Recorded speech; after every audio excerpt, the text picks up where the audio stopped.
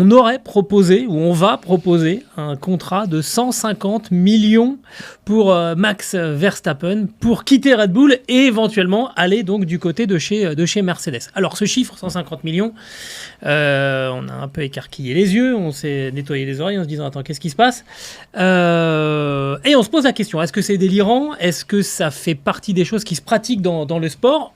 On a le renfort, parce que quand on parle argent, il faut toujours avoir le rédacteur en chef à côté. Dupuis Investment. Voilà, Maxime Dupuis, qui est donc le rédacteur en chef de la rédaction du site Eurosport.fr. Bonjour Maxime, qui nous a rejoint. Bonjour. Alors, est-ce que c'est choquant, Stéphane? Ça n'a choqué personne dans le paddock. En tout cas... Il n'y a personne qui a dit ce chiffre est exorbitant, il est extravagant, il n'est pas du tout réaliste. Verstappen a dit, oui, alors 150 millions d'euros. Non, j'en fais pas une question d'argent, bien sûr. On s'est situé à combien il est en ce moment? Il tourne entre 50 et 55 millions, donc ce qui est déjà beaucoup. C'est pas mal, ça permet de survivre. Donc il n'en fait pas, il préfère gagner d'abord, ce qu'il est assuré en 2025. Et gagner sportivement, tu veux dire? Tout à fait, un titre supplémentaire, ce qui lui ferait 5 titres, en fait. Et puis après, il pourrait peut-être voir plus loin. Mais on rentre dans une autre dimension, dans une autre échelle de valeur. Lewis Hamilton toucherait 100 millions d'euros par an chez avec Ferrari. son contrat chez Ferrari. Et là, c'est pareil, par rapport à son contrat actuel, 45 millions d'euros, ça serait x2 largement. Donc, on passe dans une autre dimension, et on passe tellement dans une autre dimension que 150 millions d'euros, c'est un peu plus que le budget capé d'une écurie qui est à 144 millions d'euros cette année. Ça veut dire que d'un côté, vous avez le salaire d'un pilote et de l'autre de toute l'équipe. 1000 personnes chez Mercedes ou chez Ferrari. Ça interroge un petit peu. Je ne sais pas ce que tu en penses. Est-ce que ça me choque? Non, pas vraiment, parce que justement, on est vraiment dans une logique du sport actuel. Regarde le Paris Saint-Germain en football, Kylian Mbappé, 80 millions par an, c'est 3 fois le budget Clermont. Donc voilà, c'est vraiment une logique de fond du sport. Que personne soit choqué en plus en F1, c'est normal, parce que si on tire les salaires vers le haut, les petits salaires, entre guillemets, ils vont grimper aussi, donc tout le monde s'y retrouve. En théorie, est-ce que c'est toujours le cas? Ouais, ça va. Quelque chose me dit que ça montera. Et puis je suis pas choqué parce que finalement, demain, ça ferait de Verstappen finalement sans doute le sportif le mieux payé au monde. Ah oui, tout à fait. On peut sortir le chiffre des revenus actuels. Pour situer par rapport aux autres sports. Tout à fait, où il y a Cristiano Ronaldo figure en première position. Alors, ce sont les données de Forbes pour le sport à 126 millions d'euros, suivi par Lionel Messi, 121. Kylian Mbappé est sur le podium avec LeBron James, 111 millions d'euros. Et les pilotes actuels de Formule 1 n'apparaîtraient même pas dans ce classement, même pas dans un top 10. Ils sont généralement beaucoup plus loin.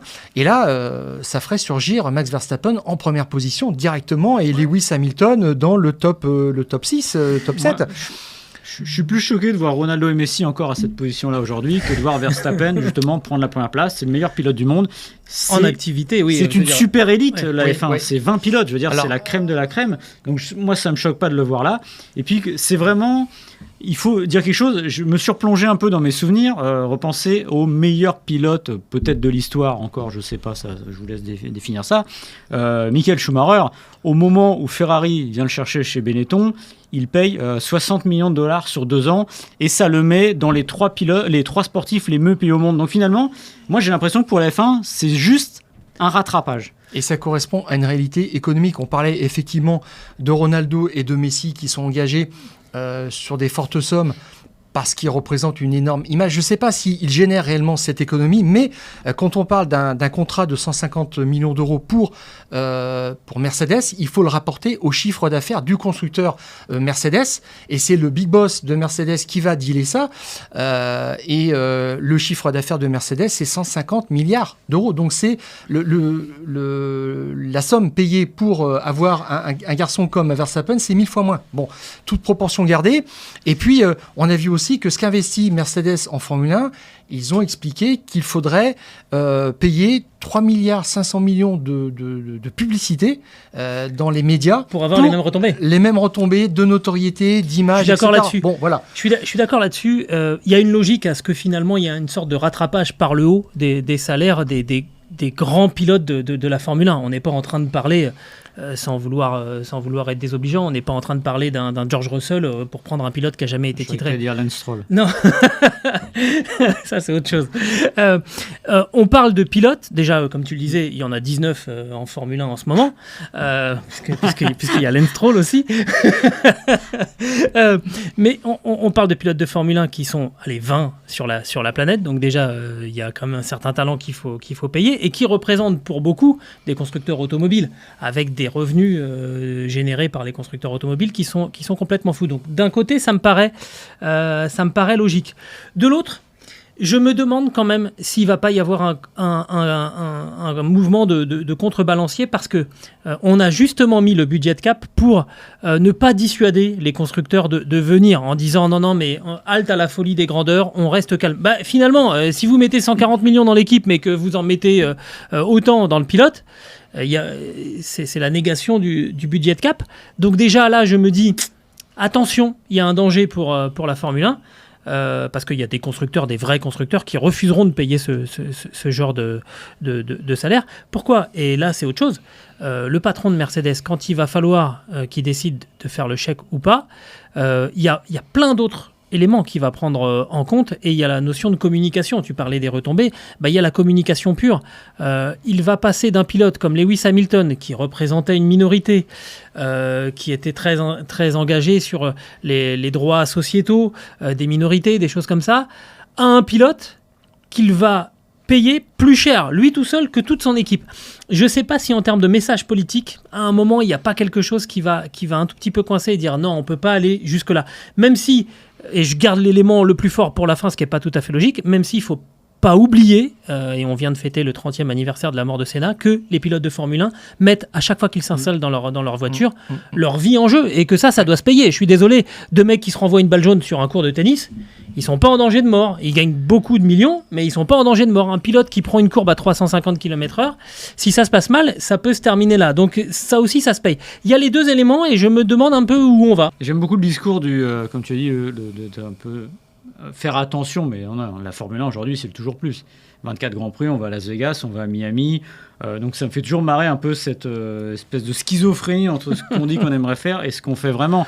Parce que Liberty Media a compris qu'ils ont mis la main sur un produit en or, qu'ils ont aidé, magnifié, parce que depuis qu'ils sont arrivés, ils ont magnifié vraiment la F1, ne serait-ce que médiatiquement. Donc là, pour moi, ce n'est que la conséquence finale de ça. Et il y a un chiffre que j'aimerais bien avoir, mais qui est secret, qu'on ne voit pas bien. Oui. C'est évidemment les droits TV, parce qu'on prend la logique. En fait, déjà, il faut, comme tu l'as dit, 3,5 milliards d'investissements, ça correspond. En publicité, voilà. C'est pas des philanthropes sportives. Donc s'ils le font, c'est que ça passe. Ça me fait penser beaucoup au sport américain. Avec les droits TV, on prend la NBA. Les contrats ont augmenté de manière exponentielle, mais en se basant sur quoi ? C'est vraiment très rationnel, très cartésien, c'est-à-dire que les télés donnent tant, ça veut dire que cette part-là revient aux franchises. Les franchises disent on a plus d'argent, donc on peut donner plus de salaire, ce qui fait qu'il y a 10 ans, un salaire maximum en NBA pour un joueur comme LeBron James, ça allait être 20 millions. Aujourd'hui, c'est plus de 50 millions. Et ça, en à peine 10 ans. Donc la F1, pour moi, ça prend la même direction. Et je pense, en effet... Moi, c'est marrant, c'est pas une bulle qui me fait peur, au contraire du foot, où on voyait tout à l'heure Ronaldo, il a 120 millions.